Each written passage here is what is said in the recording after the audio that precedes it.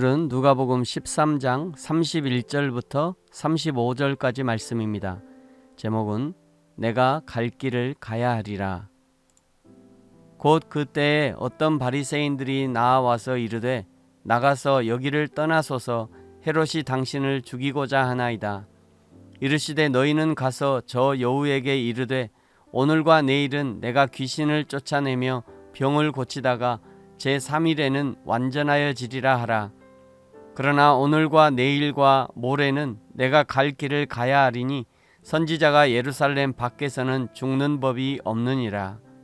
예루살렘아 예루살렘아 선지자들을 죽이고 내게 파송된 자들을 돌로 치는 자여, 암탉이 제 새끼를 날개 아래에 모음같이 내가 너희의 자녀를 모으려 한 일이 몇 번이냐.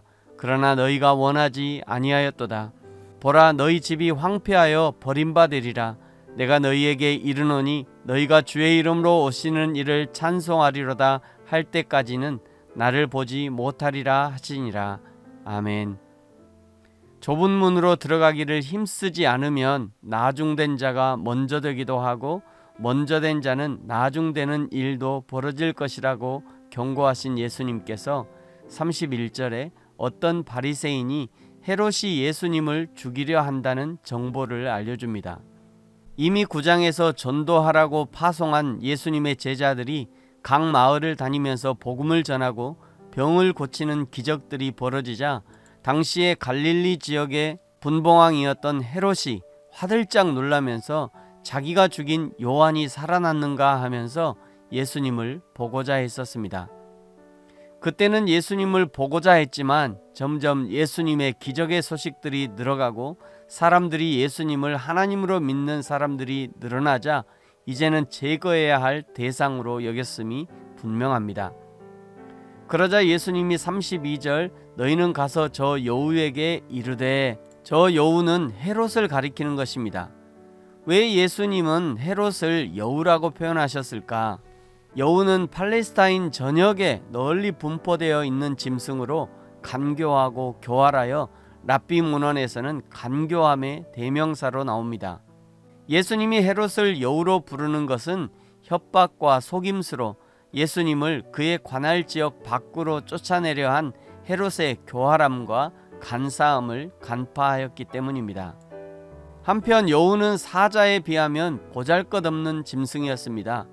예수님이 헤롯을 여우라고 부른 또 다른 의미는 그의 교활함과 간교함은 지극히 하찮은 것이며 예수님은 결코 그의 협박을 두려움으로 여기지 않으심을 표현한 것이라 할 수 있습니다.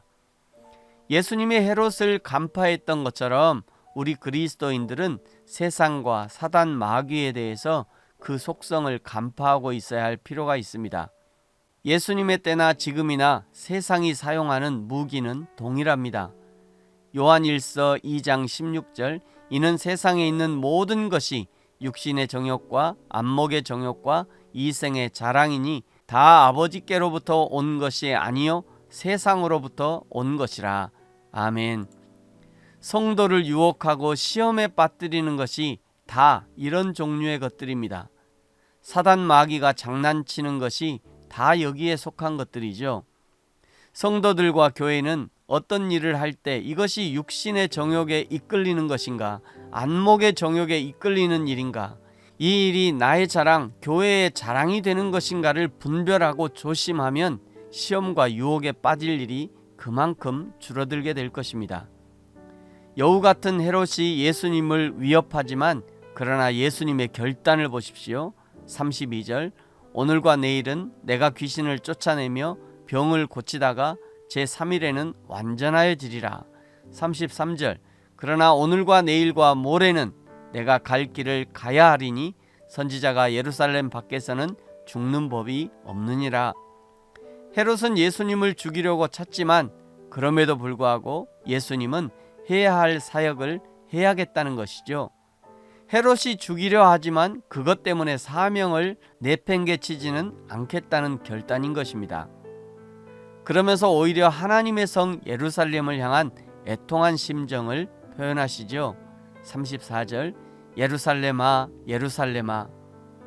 예루살렘은 하나님의 성전이 거기 있고 하나님을 예배하는 예배가 항상 있었고 마음만 먹으면 얼마든지 하나님을 찾을 수 있고 하나님의 은혜가 회복되게 할 수 있는 기회가 있었고 예수님도 얼마든지 예루살렘을 회복시키고 이스라엘을 회복시키려고 준비를 하고 계셨지만 그러나 34절 끝에 너희가 원하지 아니하였다.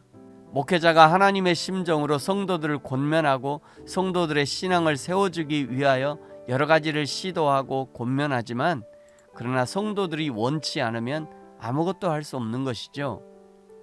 그래서 사무엘이 다윗에게 권면했던 그 말이 사실이라는 것을 알게 됩니다. 사무엘상 15장 22절 순종이 제사보다 낫다. 예루살렘이 이스라엘이 순종하지 않으면 결국 35절 끝에 너희가 주의 이름으로 오시는 이를 찬송하리로다 할 때까지는 나를 보지 못하리라 하시니라.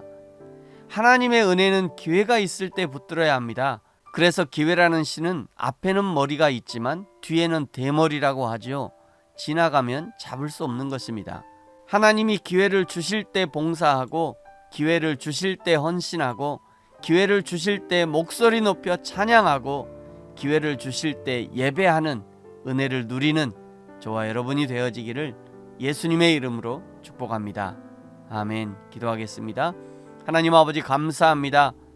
여우와 같은 헤롯이 예수님을 죽이려 하지만 그러나 예수님은 헤롯의 위협 앞에서도 당당하게 예수님의 사명을 감당하리라 고백하시는 것처럼 우리도 우리를 속이고 위협하고 죽이려 하는 세상과 사단 마귀 앞에 무서워 떨지 말게 하시고 위축되지 말게 하시고 담대하게 하나님의 은혜를 붙들고 나에게 주신 사명을 오늘과 내일 감당할 수 있도록 축복하여 주옵소서.